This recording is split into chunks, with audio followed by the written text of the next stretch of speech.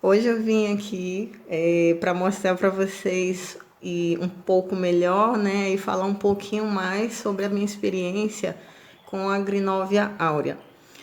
Como eu já tinha mostrado ela em um vídeo antes, eu falei que era uma planta que eu sempre quis ter, era um sonho, porque até pensava que ela nem existisse de verdade. E aí eu consegui encontrar ela para comprar. Eu comprei ela em março, né? No mês de março, que foi no mês do meu aniversário. E já tá com 7 meses, então, aqui comigo. E a experiência com ela não foi complicada, foi super fácil, porque ela tem um crescimento relativamente lento e eu não tive nenhum problema com rega. Não tem muito o que fazer com ela, mas tem que admirar muito a beleza dela. Aí o que que eu fui aprendendo, né? Eu pesquisei bastante, li bastante antes de comprar e continuei pesquisando um pouco mais depois que ela estava aqui comigo para me saber qual o melhor local para expor ela ao sol e fazer as regas. Então, durante a primavera, que quando eu comprei ela era primavera, durante a primavera e o verão, eu percebi que ela começou a fechar, ficou fechada como uma roseta, como uma rosa, parecia uma rosa verde. Teve algumas semanas assim que ela ficou quase fechada, parecia um ovo.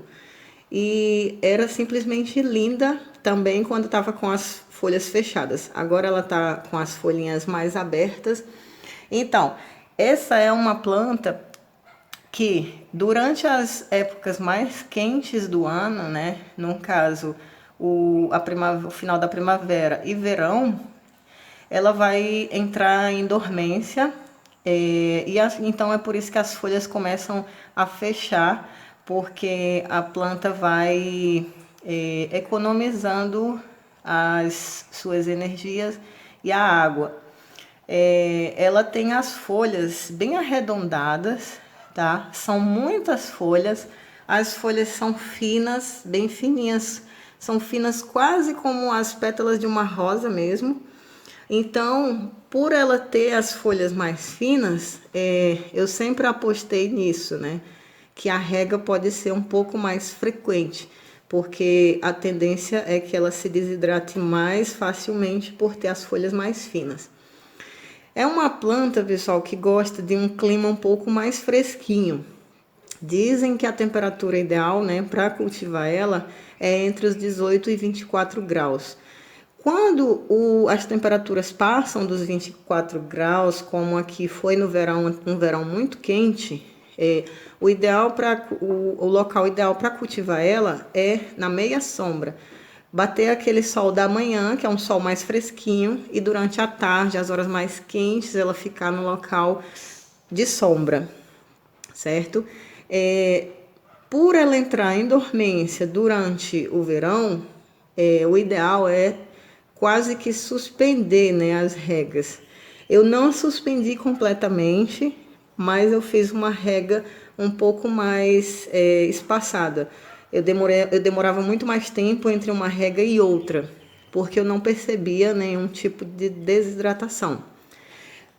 Ela vai sempre secando essas folhinhas da base, é normal, é o crescimento da planta, não foi por causa de desidratação, é normal. E eu sempre falo que gosto de retirar as folhinhas secas das suculentas para não ocorrer problema de mofo, né, fungos e alguns, tipo cochonilha, que gostam desses locaizinhos onde tem as folhas secas. Eu sempre gosto de retirar.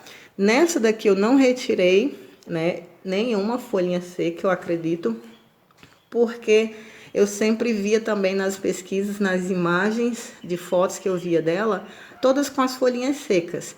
Então eu preferi deixar as folhinhas secas, é até um charme a mais para a planta, mas quando eu vou fazer a rega dela, quando eu faço a rega dela, eu evito de molhar essas folhinhas secas para não ficar aguinha acumulada ali, tá?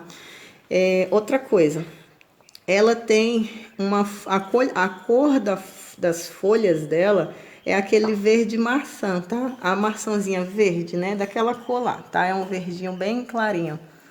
Aí, quando eu comprei ela, ela veio com 3 filhotes. Esses 2 aqui na base que vocês estão vendo, eu tentei cobrir eles com um pouquinho de terra para ver se eles enraizam ali próximo da mãe. Eu não sei se estão enraizados, porque depois que eu coloquei a argila expandida aqui em cima, eu não fiquei olhando, tá? Mas o terceiro filhotinho, eu retirei e coloquei num vasinho, ó. Elas chegaram aqui lá para o final de março, ela chegou aqui para o final de março, e eu retirei esse filhotinho aqui em maio. Eu até tinha colocado a data aqui, ó, dia 5 de maio, tá?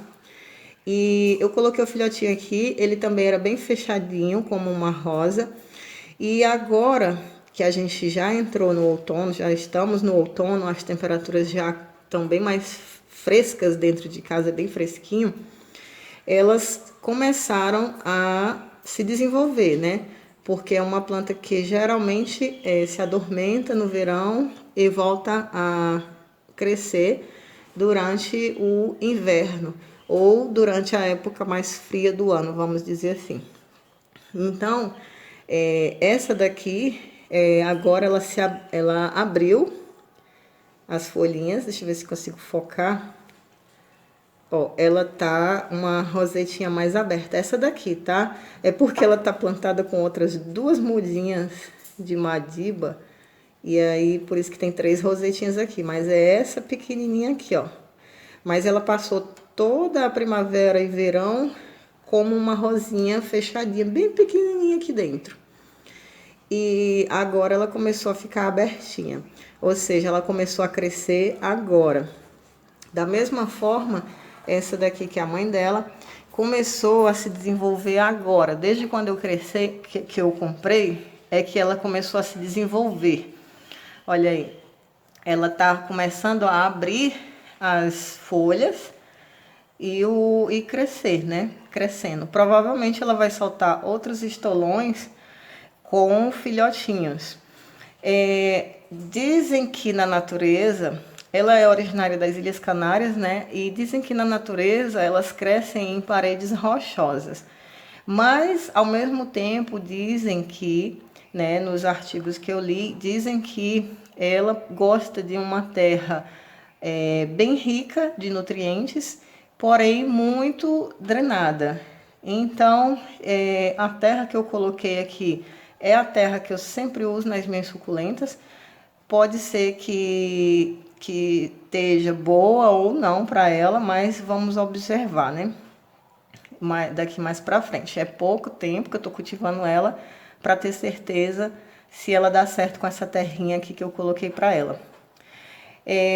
Dizem também, né, que ela essa roseta pode chegar aqui até uns 20 centímetros de diâmetro. Provavelmente isso seria na natureza ou em um tipo de cultivo onde é usado fertilizantes. Como eu não uso fertilizantes, eu acredito que a minha não ficará nunca com um tamanho assim tão grande. E outra coisa, né? Essa é uma planta, pessoal, que ela cresce em comunidade, vamos dizer assim. Ela vai formando grupos, porque a planta, ela solta estolões, e os estolões, né? É diferente quando nasce uma mudinha no caule da mãe, tá? E os estolões, a planta solta um galhinho, e esse galhinho, ele enraiza e também gera uma nova muda na pontinha, vamos dizer assim, que vai ser uma nova planta, como esses filhotinhos que estão aqui ainda, ó, eles ainda são ligados nessa planta mãe aqui.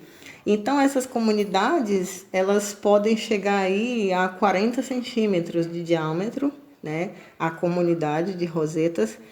E por saber disso, eu não tenho intenção de retirar esses filhotinhos dela. Eu quero que ela cresça em comunidade, no vaso. Mas eu retirei essa daqui porque por ser só uma única planta que eu tenho, já foi muito difícil de encontrar ela. É uma planta bem difícil de encontrar mesmo para comprar no mercado, em qualquer lugar do mundo. E Pelo menos, né, quando eu pesquisei para comprar, eu pesquisei também no Brasil e é muito difícil de encontrar. E aí eu retirei essa mudinha por isso, por ser uma planta muito difícil de encontrar, por eu ter só essa daqui, é a minha primeira experiência com ela, então se eu conseguisse uma outra mudinha, né, eu ficaria mais tranquila, porque se eu perder uma, eu tenho outra. Então, por isso que eu fiz essa mudinha aqui com um dos filhotes dela. Mas eu deixei os outros dois aqui para ela crescer em comunidade ali. A forma de propagação dela seria essa, tá? Seria retirar, né, um desses filhotes que nascem da planta aqui, os estolões, ou por sementes.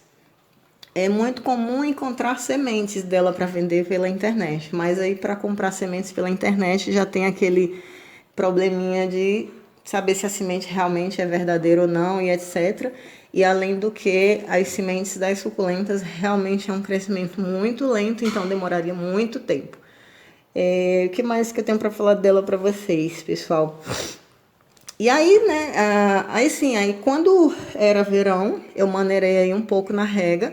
Agora no inverno, que ela voltou a crescer, é quando eu vou voltar a regar com um pouco mais de frequência. Mas no inverno, regando com frequência, tem que regar aí com bastante atenção para não acontecer podridão, porque durante o inverno a terra demora bem mais para enxugar. E aí nenhum segredo, né?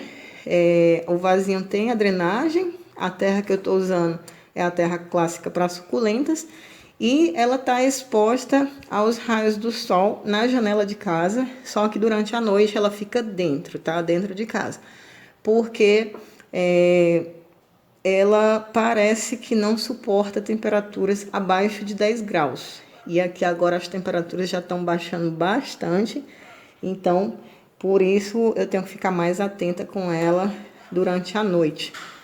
E para quem fica sempre pedindo aí para ver, né, a Grinóvia áurea, tá aqui ela, tá super ok, tá crescendo e não tive nenhuma dificuldade no cultivo dela.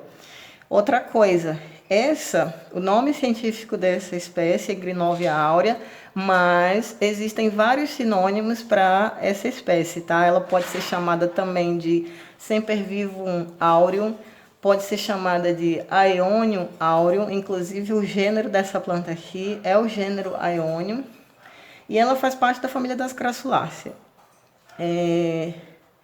Então, pessoal, espero que vocês tenham gostado de revê-la. Agora ela tá ficando mais abertinha, ó. Eu deixei aí no início do vídeo como é que ela tava durante a primavera-verão. Ela tava bem mais fechadinha. Tem fotos dela também lá no Insta, tá? Quando ela tava mais fechadinha. E deixo um abraço bem grande para vocês. Tchau!